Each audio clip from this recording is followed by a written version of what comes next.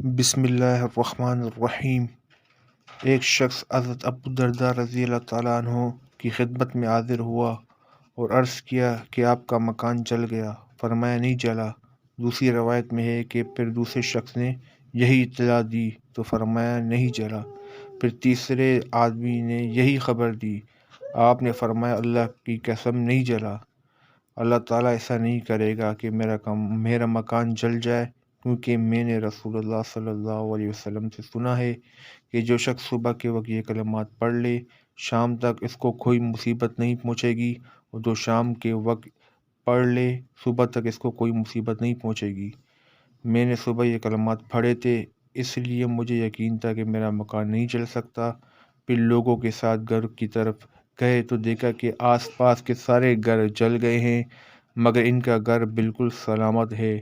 وہ کلمات یہ ہے: اللہم انت ربی لا الہ الا انت علیک توکلت وانت رب العرش العظیم ما شاء اللہ کان وما لم یشاء لم یکن ولا حول ولا قوة الا باللہ العلی العظیم اعلم ان اللہ علی کل شیء قدیر وان اللہ قد احاط بكل شیء علما اللہم انی اعوذ بک من شر نفسی ومن شر کل دابۃ انت آخذ بناصیتها ان ربی علی صراط مستقیم۔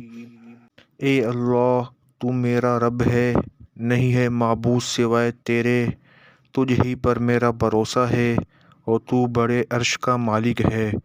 جو اللہ چاہے وہ ہو جاتا ہے، اور جو نہ چاہے وہ نہیں ہوتا۔ وہ اللہ بزرگ و برتر کی توفیق کے بغیر نیکی کرنے کی طاقت ہے، نہ برائی سے بچنے کی ہمت۔